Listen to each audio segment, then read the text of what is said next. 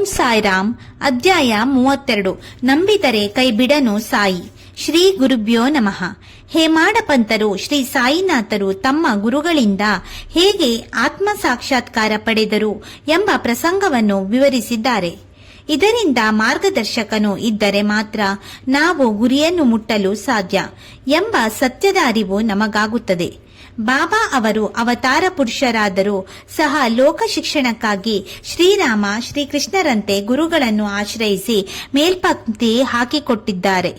ಶ್ರೀ ಸಾಯಿಬಾಬಾ ಮತ್ತು ಇತರ 4 ಶಿಷ್ಯರು ಒಬ್ಬ ಗುರುವಿನ ಬಳಿ ಅಭ್ಯಾಸ ಮಾಡುತ್ತಿದ್ದರಂತೆ.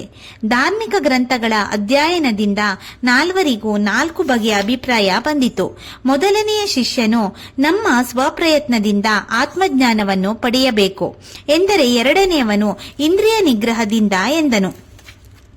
ಮೂರನೆಯಾತ ಸತ್ಯ ಅಸತ್ಯ ಪರಿಚಯದಿಂದ ಎಂದಾಗ, ನಾಲ್ಕನೆಯವರಾದ ಬಾಬಾ ಅವರು ಕೇವಲ ಪುಸ್ತಕ ಜ್ಞಾನವು ನಿಷ್ಪ್ರಯೋಜಕ, ನಮ್ಮ ಸರ್ವಸ್ವವನ್ನು ಗುರುವಿನಲ್ಲಿ ಅರ್ಪಣೆ ಮಾಡೋಣ, ಈ ದೃಢ ನಂಬಿಕೆಯಿಂದಲೇ ಆತ್ಮೋದ್ಧಾರ ಸಾಧ್ಯ ಎಂದರಂತೆ.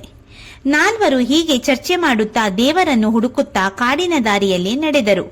ದಾರಿಯಲ್ಲಿ ಒಬ್ಬಾತ ಅವರಿಗೆ ಭೇಟಿಯಾಗಿ ಎಲ್ಲಿಗೆ ಎಂದನು.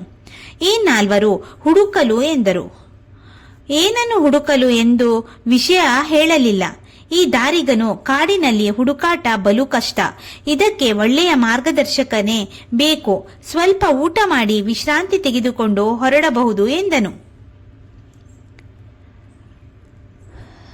ಇವರು ಆ ಮಾತುಗಳನ್ನು ಲೆಕ್ಕಿಸದೆ ಮುಂದುವರೆದರು. ಕಾಡಿನಲ್ಲಿ ಅಲಿಯುತ್ತಿದ್ದಾಗ ಅವರಿಗೆ ದಾರಿ ತಪ್ಪಿತು. ಮತ್ತೆ ದೈವವಶಾತ್ ಅಲ್ಲಿಗೆ ಬರಬೇಕಾಯಿತು. ಆ ದಾರಿ ಹೊಕ್ಕನು ಮತ್ತೆ ಊಟ ಮಾಡಿ ಎಂದನು. ಬಾಬಾ ಆತನ ವಿಶ್ವಾಸಕ್ಕೆ ಮಣಿದು ಉಂಡರು. ಉಳಿದರು ಹೊರಡಲು ಸಿದ್ಧರಾದರು.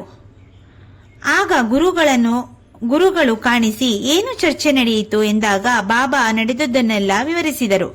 ಆಗ ಗುರುಗಳು, ನನ್ನ ಮೇಲೆ ದೃಢ ವಿಶ್ವಾಸವಿದ್ದರೆ ಅವರು ಖಂಡಿತ ವಿಜಯಿಗಳಾಗುತ್ತಾರೆ ಎಂದರು. ಬಾಬಾ ಅದಕ್ಕೊಪ್ಪಿದರು. ಆಗ ಗುರುಗಳು ಒಂದು ಬಾವಿಯ ಬಳಿ ಕರೆದೊಯ್ದು 4-5 ಗಂಟೆಗಳ ನಂತರ ಬಂದು ಹೇಗಿದೆ ಎಂದರು. ಆನಂದವಾಗಿದೆ ಎಂದರು. ಆಗ ಗುರುಗಳು ಸಂತೋಷದಿಂದ ಬಿಗಿದಪ್ಪಿ ಅವರನ್ನು ತಮ್ಮ ಗುರುಕುಲಕ್ಕೆ ಸೇರಿಸಿಕೊಂಡರು. ಆಗ ಶ್ರೀ ಗುರುವೇ ಸರ್ವಸ್ವರಾದರು. ಎಲ್ಲಾ ಜಗತ್ತು ಅವರಿಗೆ ಮರೆತೇ ಹೋಯಿತು. ಶ್ರೀ ಗುರು ಕೃಪೆಯಿಂದ ಮಾತ್ರ ಆತ್ಮ ಸಾಕ್ಷಾತ್ಕಾರ ಸಾಧ್ಯ ಎಂಬುದು ಈ ಪ್ರಸಂಗದಿಂದ ತಿಳಿದುಬರುತ್ತದೆ. ಧರ್ಮ, ಅರ್ಥ, ಕಾಮಗಳನ್ನು ಸ್ವಪ್ರಯತ್ನದಿಂದ ಪಡೆಯಬಹುದು. ಆದರೆ ಪರಮ ಪುರುಷಾರ್ಥವಾದ ಮೋಕ್ಷಕ್ಕೆ ಗುರುವಿನ ಸಹಾಯ ಹಾಗೂ ಕೃಪೆ ಬೇಕೇ ಬೇಕು. ಸದ್ಗುರು ಸಾಯಿಬಾಬಾ ಹೀಗೆ ಅನೇಕ ಭಕ್ತರನ್ನು ಕೃತಾರ್ಥರಾಗಿ ಮಾಡಿ ಅನುಗ್ರಹಿಸಿದರು. ಬಾಬಾ ಎಂದು ಉಪವಾಸ ಮಾಡುತ್ತಿರಲಿಲ್ಲ, ಭಕ್ತರನ್ನು ಮಾಡಲು ಬಿಡುತ್ತಿರಲಿಲ್ಲ. ಬರೀ ಹೊಟ್ಟೆಯಲ್ಲಿ ಪರಮಾತ್ಮನ ಕಡೆ ಗಮನ ಬರುವುದಾದರೂ ಹೇಗೆ? ಆಹಾರದಲ್ಲಿ ಸಂಯಮ ಬೇಕು. ಇದರಿಂದ ದೇಹಕ್ಕೂ ಮನಸ್ಸಿಗೂ ಒಳ್ಳೆಯದು ಎಂಬುದು ಸತ್ಯ. ಒಮ್ಮೆ ಬಾಬಾ ಅವರ ಸನ್ನಿಧಿಯಲ್ಲಿ ಶ್ರೀಮತಿ ಗೋಖಲೆ ಉಪವಾಸ ಮಾಡಬೇಕೆಂದು ನಿರ್ಧರಿಸಿ ಬಂದರು. ಬಾಬಾ ಅವರು ತನ್ನ ಮಕ್ಕಳನ್ನು ನಾನು ಉಪವಾಸ ಮಾಡಲು ಬಿಡುವುದಿಲ್ಲ ಎಂದು ಹೇಳಿ ಶ್ರೀಮತಿ ಗೋಖಲೆಯವರಿಗೆ ದಾದಾ ಕೇಳ್ಕರ್ ಅವರ ಮನೆಯಲ್ಲಿ ಹೋಳಿಗೆ ಊಟ ಮಾಡಲು ಆಜ್ಞೆ ಮಾಡಿ ಕೂಡಲೇ ಅಲ್ಲಿಗೆ ಕಳುಹಿಸಿದರು. ತಮ್ಮ ಬಾಲ್ಯದ ಬಗ್ಗೆ ಬಾಬಾ ಒಂದು ಪ್ರಸಂಗವನ್ನ ಹೇಳುತ್ತಿದ್ದರು. ಚಿಕ್ಕ ವಯಸ್ಸಿನಲ್ಲಿ ಕಷ್ಟಪಟ್ಟು ಕೆಲಸ ಮಾಡುತ್ತಿದ್ದ ಬಾಬಾ ಅವರಿಗೆ ಅವರ ಮಾಲೀಕ ಅತಿ ಹೆಚ್ಚು ಸಂಬಳ ನೀಡುತ್ತಿದ್ದನಂತೆ. ಆದರೆ ಬಾಬಾ ಅವರು ಮಾನವ ಕೊಡುವುದು ಎಷ್ಟೇ ಆದರೂ ಬಹುಕಾಲ ಉಳಿಯಲಾರದು. ಆದರೆ ದೇವರು ಕೊಟ್ಟದ್ದು ಶಾಶ್ವತ ಹಾಗೂ ಪರಿಪೂರ್ಣವಾಗಿರುತ್ತದೆ. ಮಾನವ ಕೊಟ್ಟ ಯಾವ ಬಹುಮಾನವೂ ದೇವರು ನೀಡುವ ಬಹುಮಾನಕ್ಕೆ ಸರಿಯಾಗಲಾರದು. ದೇವರ ಭಂಡಾರ ಎಂದಿಗೂ ಸಹ ಬರಿದಾಗುವುದಿಲ್ಲ.